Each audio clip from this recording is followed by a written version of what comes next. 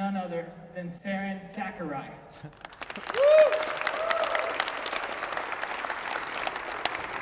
Thank you very much. Oh, thanks. Thank you, Caleb. That was awesome. I really appreciate it. Hello, San Diego. It's very nice to be able to drive south for a change. I don't get down here enough, but I really appreciate the opportunity to talk today. When I went to college, I was a liberal arts major, and so I got to study a ton of different things. And then after that, going into the professional world, I dabbled in like a multitude of jobs, like bicycle messengering, waiting tables, office administration. But the thing that I was learning in college was basically about communication. And what attracted to me to talking about things like pitching is it's basically like a platform upon which you can communicate. And you can use it for a lot of different things. You can use it for the startup world as a way in which you're going to go and find investment. But you can use it individually as a person to pitch yourself to get into a company or a startup. And I've basically been using it for a lot of different reasons. Some of them from startups, some of them for Kickstarter, some of them for job applications. And I've sort of been using my skills that I developed as a liberal arts student to try to find the pattern in it all. And so what I've been doing in the various jobs that I've had in my life is putting together the patterns for the communications and driving it towards some organizational way that you can start to put together your pitching. And so the ways that I've been practicing over the last X number of years has been professionally. I'm a director of marketing at Cylance, which is a pretty mature startup. We're still a startup, but we're 5 years in. We were 10 people around a kitchen table 5 years ago, and we doubled twice or 3 times since then, and now we're 800 people.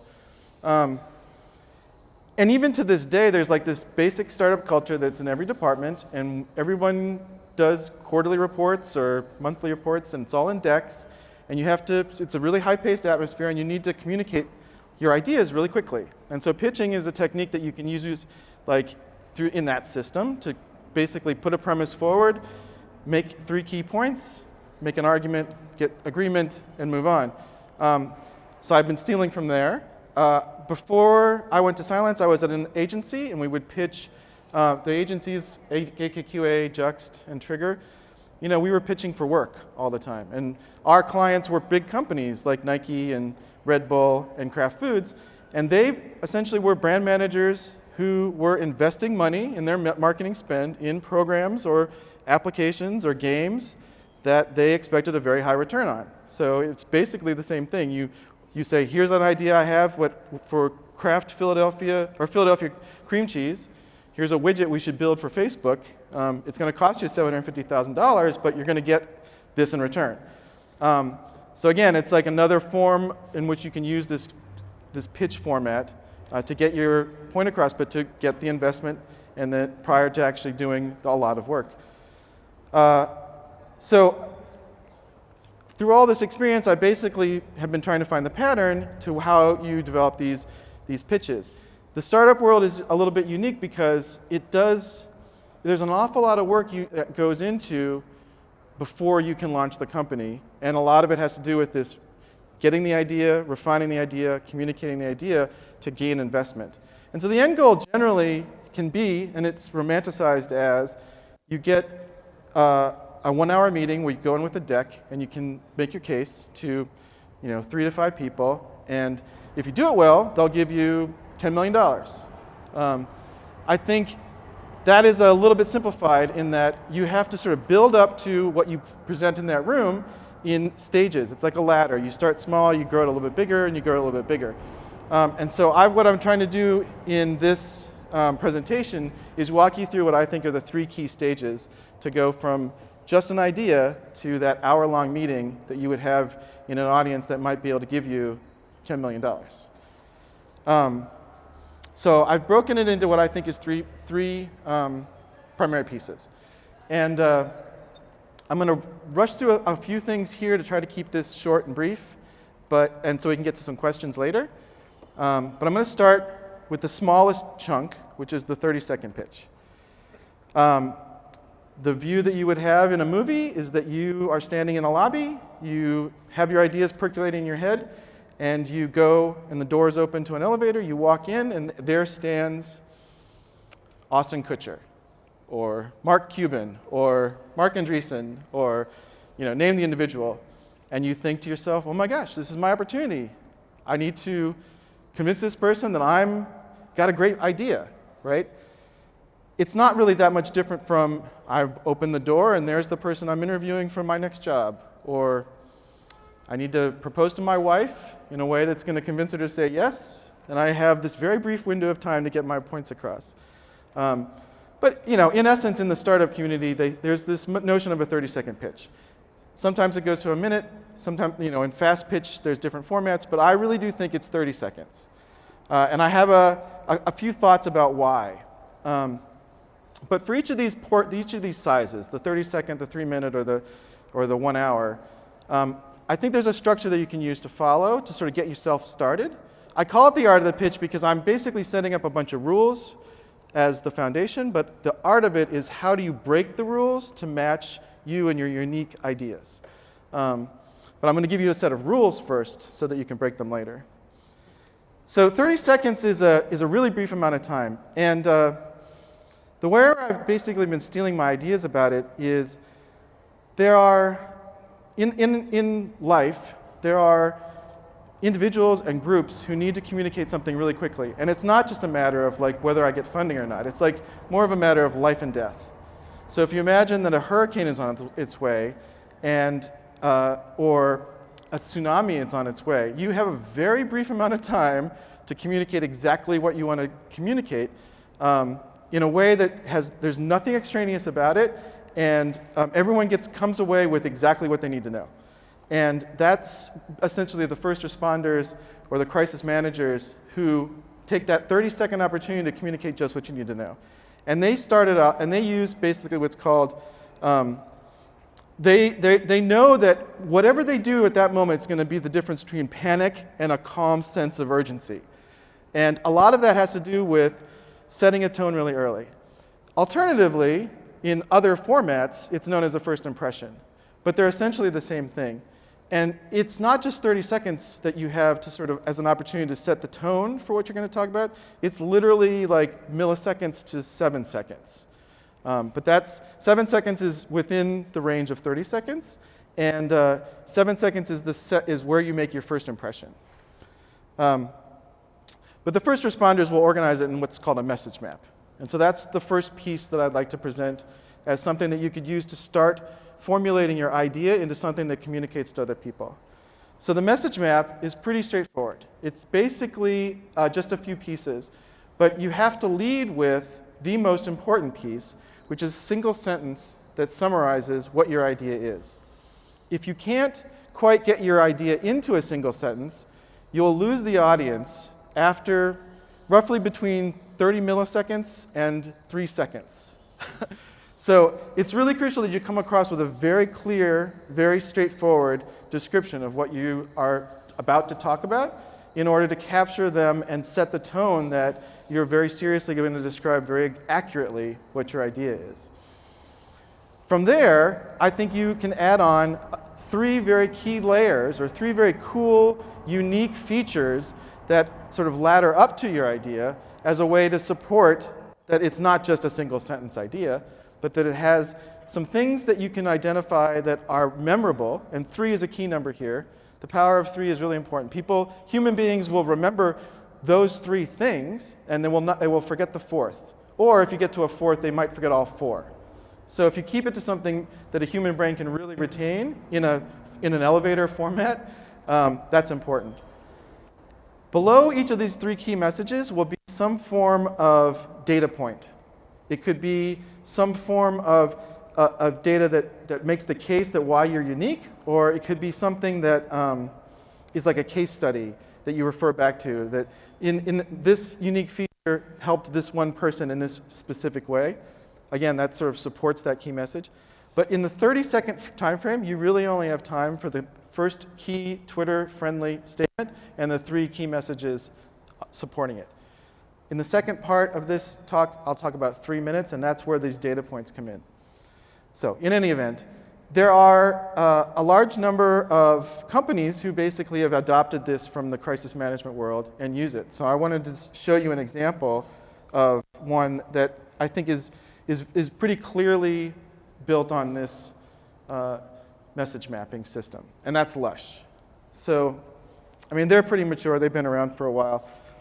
But if you kind of dive into the history of their messaging and you look at how they're putting themselves forward, they didn't try to do too much. They kept it to a very simple, straightforward way to communicate their brand.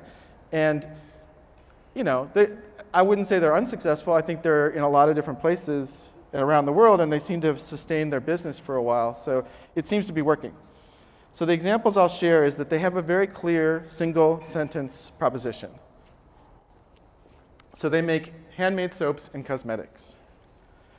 Like, that distinguishes them from an auto repair shop or an app or, you know, anything else. It's pretty clear and straightforward, and we all get it. Now, how do you distinguish amongst other manufacturers of soaps and cosmetics? They sort of hint at it with the handmade, but they basically come through with 3 additional messages that support their brand and as a distinguishing factor amongst all others. And so they'll say that they have fresh ingredients, they're environmentally friendly, and they contribute a lot to some very ethical campaigns. So that's exactly how they define their brand. I know who they are separated from a lot of other brands, and they're different than, you know, a P&G product because they're going forward with the fresh ingredients thing, which is something you don't traditionally see in Ralph's, you know, or it's like a big CPG brand. The environmental is something that, you know, is super important, and now the world is catching up to it. Everybody should know that it's super important, and they were a little bit on the forefront of that. And then the notion that companies can enact positive change in the world is something that they've tied their brand to, right? So I get a feeling from this brand that's different from just your average, hey, we make soap and cosmetics. The key to that is essentially that it's not as much of a logical proposition in the end as it might be. A lot of us really hope that we can convince somebody in an interview or in a boardroom that we make logical sense. But logic is only a piece of the puzzle. In order to actually get through a first impression into a state where you can make a rational argument about things, you actually have to go through someone's emotions. That's biologically how the brain has been built. And so branding has a great amount of emotional elements to it. So even in the original pitch of an idea that you're making to a friend that you're trying to get to help you do it, that emotion is something you need to try to build into this early, simple, concise way to communicate your idea and your brand. So once you get through the sort of introductory phase, first impression, and on into a little bit more brand building and emotional state, then you do really need to bring data. So for a brand like Lush, you know, they can say fresh, but they need to support it with a couple of pieces of data that will sort of validate their claim. And so if all of their ingredients are organic, that definitely supports the fresh message. If it's manufactured daily and not 6 weeks before and shipped across the world, then, you know, those are things that they say that they do, and it supports the original key message, number 1, of fresh. Same with the environmental friendly. They've thought about it across the board. They don't test on, their ingredients are not tested on animals. They have packaging that supports this environmentally friendly world. And thirdly, for the ethical campaigns, they do things called like Naked and anti-fur campaigns, anti-bullying campaigns that also support the brand as something that's trying to do better in the world than their competition. Now, if someone were to get up and not know Lush and have to make a presentation, I could hand them basically these messages, and in 30 seconds they would get to the point where I think the average person with relatively average presenting skills could communicate this brand because they've got this map in hand. So my encouragement to everyone is that even before you start thinking forward to the hour-long meeting, let's start with the really small elements here as a 30-second way to sort of organize your thoughts, get them down, get them clean and crisp and clear so that when the elevator doors do open and the opportunity does present itself, you don't necessarily stumble through what your message is. You've got in your head that map, and you just have to click down the map, get it out, and wait for that the other person to react. There's that really famous podcast, Startup, and if you listen to the first episode, it's a really torturous episode because the voice is describing his experience of essentially the elevator doors opening. He got a chance to pitch Chris Sacca, and it took him like 3 minutes to describe his idea. And Sacca, to his credit, at the time, was probably a lot nicer than maybe he is in real life. But it is an opportunity, it is a moment in time, and it's much better to nail it the first time having planned it out ahead of time. So that's the reason why I like to construct the scaffolding of the 30 seconds so that you can break these rules to be unique later on. Now, other people use the same sort of technique. So Steve Jobs, world-class speaker, has had 4 or 5 of the greatest presentations ever made. In his speech to Stanford, the Stanford graduating class, close to the end of his life, he was sort of summarizing his personal beliefs about things, and he basically structured it like a message map. So do what you love is essentially the one thing he was trying to communicate, and he had 3 key messages to support it. Connect the dots between your early life, your interests, and what professionally you can use those interests to motivate and excel at. Love and loss is also reflective of like the times in his life in the past that he really enjoyed, the tragedy or the trouble that he had to overcome to get back to where he was, and a narration about that sort of redemptive moment when he returns to Apple and essentially saves the day. And it's summarized with the third leg, which is the death part, where you really need to do what you need to do as soon as you possibly can, because you never know when it's going to end. It's a very nice structure. It's something you can sort of think through quickly and then flesh out over time, because this is not a 30-second speech, but if you analyze it correctly, it does actually come upon something that you can start in this 30-second thing and blow out into a much bigger vision. The other thing that there's a little bit more of a technique when you get to the end of a little bit further down the road and you're trying to actually get money in an actual investor pitch. That it's the same for agencies. When you get to the final round of pitching for work, it's the decision moment. They're going to talk brass tacks a lot stronger, but you've basically passed through a couple of ways to communicate to get you to that later round. So if you do get to that later round, you can still structure a message map to hit the key points. And generally speaking, if you are faced with somebody who's very serious about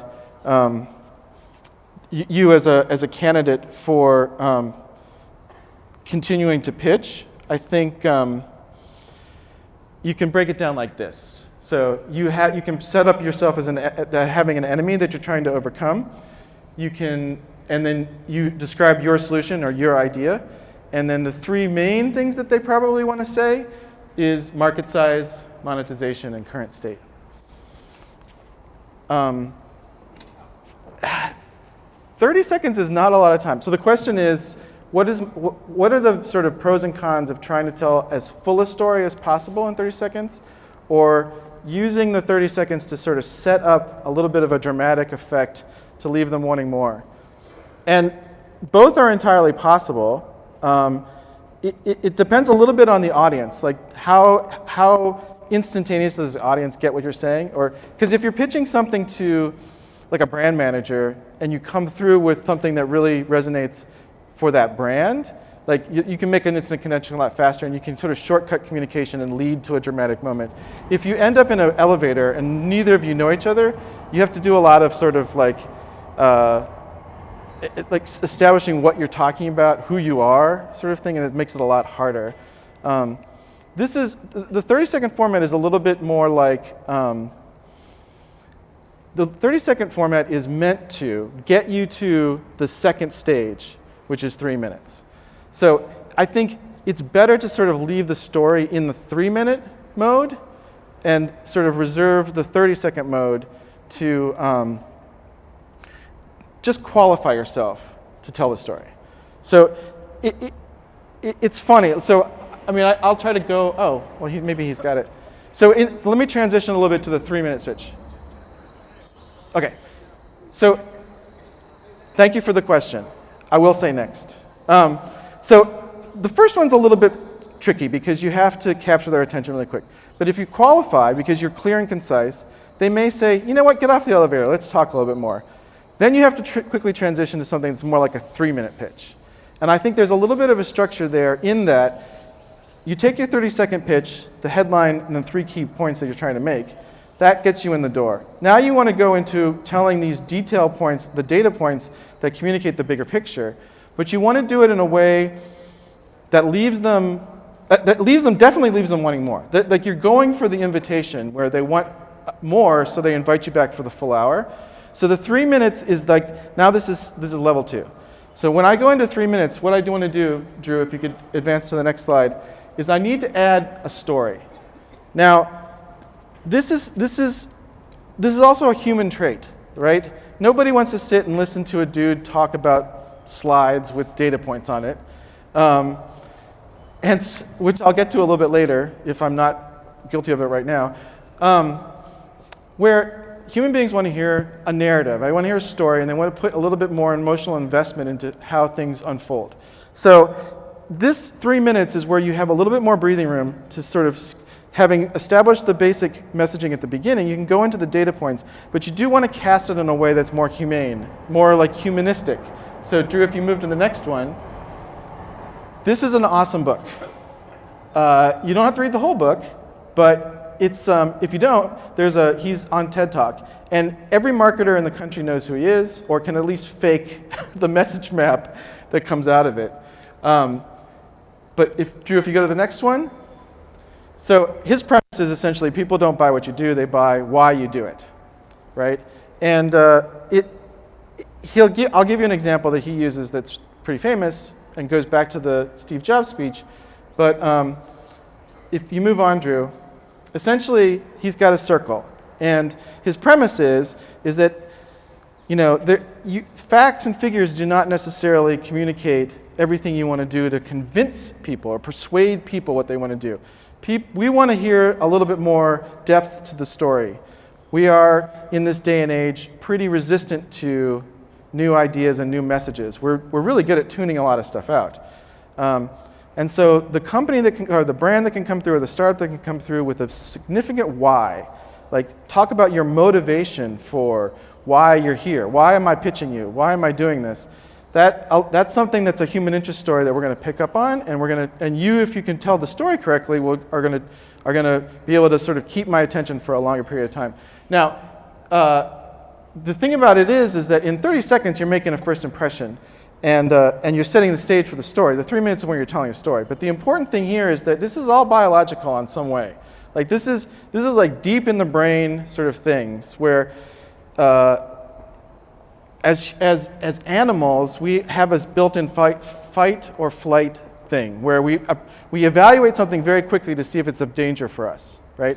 I mean, we're in a civilization where there's not that much danger, hopefully, but we make immediate decisions, and they color everything that happens in the next whatever duration that period of time is. So there's a reptilian brain that basically makes a decision about whether you're going to kill them or not within 30 milliseconds. Now, I made an impression on you as soon as I walked up here. You probably gave me 3 or 4 seconds to settle in, but you've sort of figured out whether you want to listen to me or not within 7 seconds. And that is essentially this paleo-mammalian phase, which is the second point, which is it's important that I have to establish that I'm not freaking out, I'm not calm, I'm not going to do something ridiculous, I'm not angry, I'm not throwing stuff, right? So now you settle in, you feel safe. But what at heart is, what the basic thing is going on in that 7 seconds is you are now starting to connect with me emotionally. You can sort of judge me based on my behavior and my how I stand is this guy stable or not? It's only after that you get to the rationality of it all, right? So don't think that we can convince people just on logic. It doesn't work. So let's talk about that. Like this is the example that Simon Sinek will use. It's like, think about this statement. We make great computers. They're beautifully designed, simple to use, and user-friendly.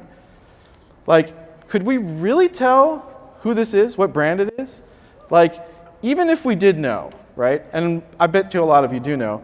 But even if we did know, you can't really technically say it's only one company, because there's probably 7 companies that will say exactly the same thing. Even if they don't do what they say, they're going to say that that's what they do. So if you move on, Apple doesn't, that's Apple. That's basically what Apple does, but they don't present you in a new way. When Steve Jobs returns to a company, they don't say we make great computers. They catch you with this emotional appeal that speaks to that, like, that within that 7-second range in a 30-second spot. So their Rebel campaign is essentially basically telling you what the why is, why Apple does what it does. And there's a sentence right in the middle where it says, here's to the iconoclasts, right? Here's the ones who are basically are not satisfied with the status quo, right? That has nothing necessarily to do with computers themselves, but it's the why behind everything they do. So next. There's no products in this picture. This is all emotional stuff. So in the same way, even if you're either yourself as a human being pitching for a job or you're a startup pitching for money, you can't just go in with a logical argument. You have to find an emotional appeal in the storytelling of your story to capture the person that you're talking to and get them to pay attention and invite you back for the full hour. So if you turn Apple's story into a message map, it kind of goes like this. In everything we do, we believe in challenging the status quo. Right? Now, I'm curious now to know what that means for a computer company. And what they'll do is they'll say, well, we make great computers, it's beautiful design, and user-friendly.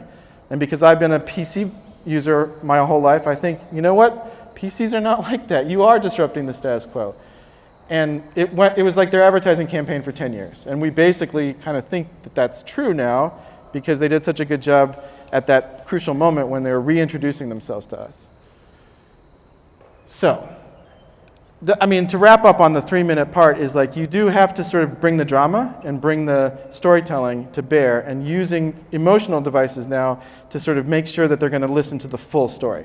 So I want to go a little bit more quickly through to the 20 minutes because this is a little bit more along the lines of pitching towards to an investor group.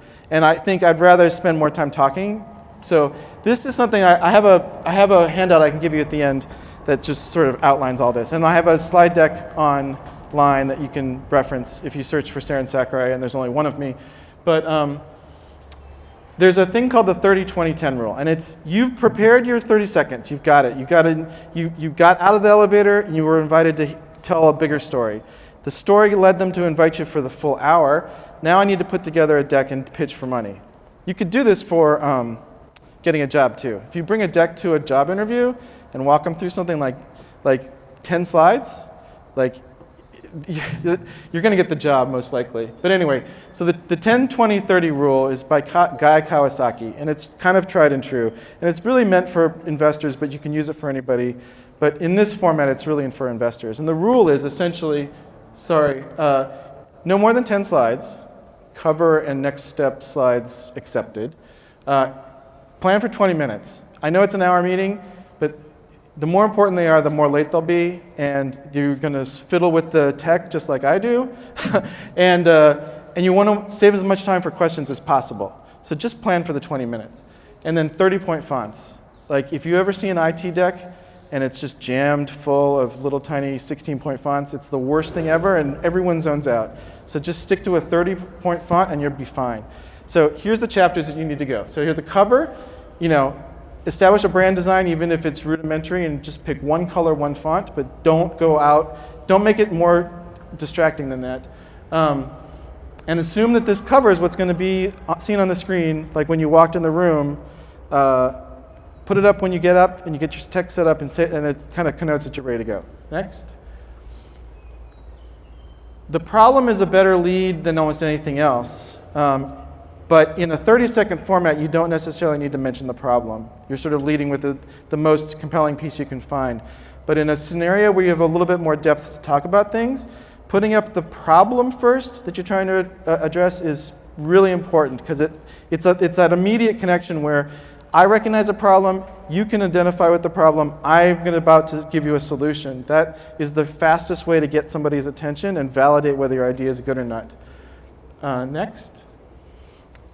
The solution is your idea. In a startup world, it could be an app, it could be a SaaS product, it could be a service. But having identified the problem, you now start going on into your idea. Alternatively to the problem, you can set up an enemy, and I'll give you I'll give you a reference for a presentation that does that really well, but a problem and enemy are basically the same.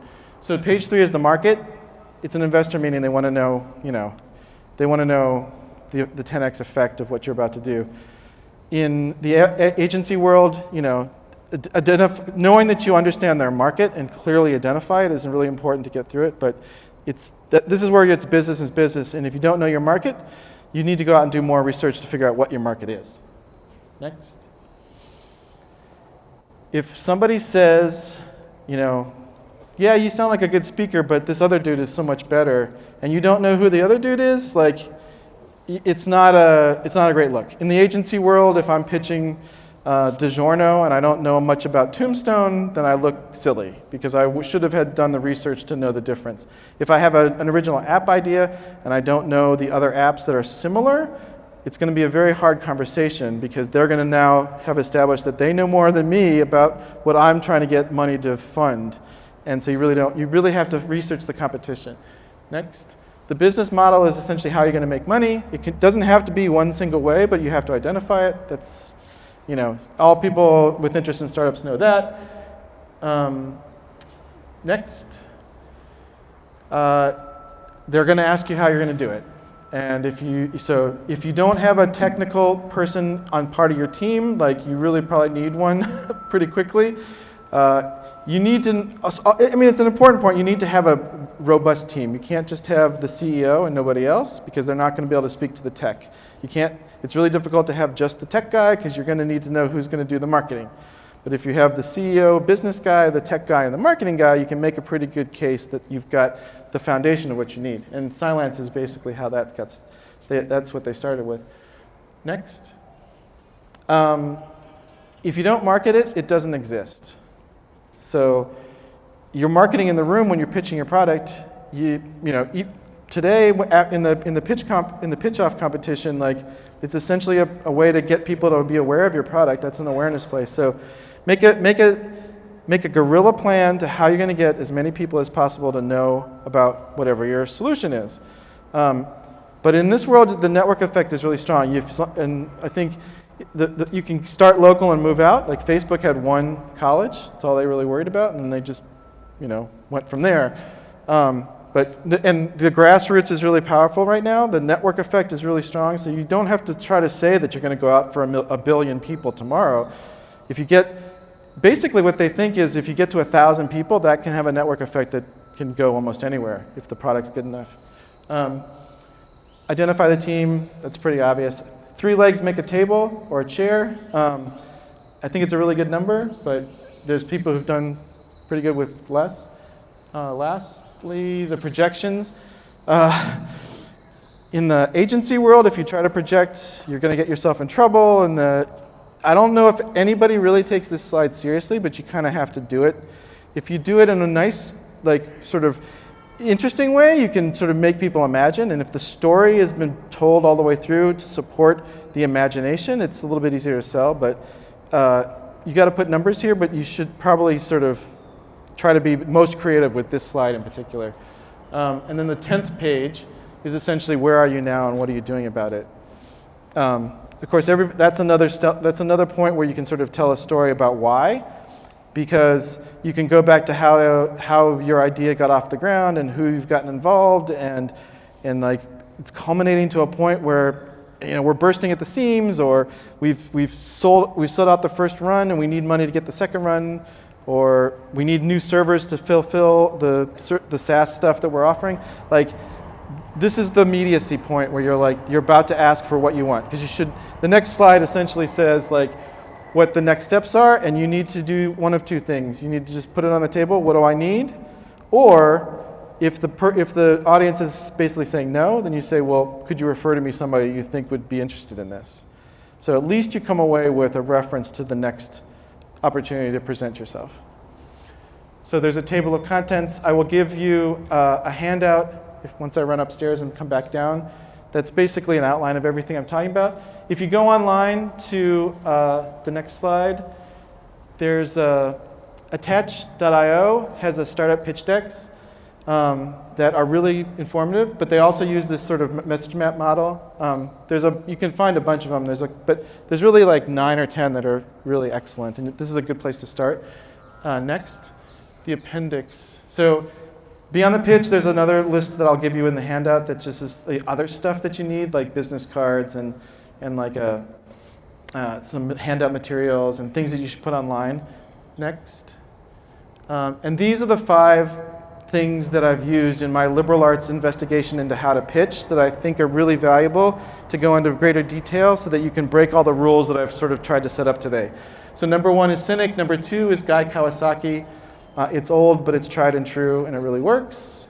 So this is really cool. Nancy Duarte has a TED Talk where she analyzes some of the best speeches in history and finds a pattern. And she makes an association between Martin Luther King's I Have a Dream speech in structure to how Steve Jobs pitches the iPhone, which is the next slide, which sorry, if you could go back. Steve Jobs' iPhone is another slide here, is another one forward, but essentially in a really great storytelling atmosphere, if you're Martin Luther King, you basically say what's current state and what's the dream state we're trying to achieve. And you tell that part of the story, and then you return to the current state that's not so great, and you tell a story about what we can achieve.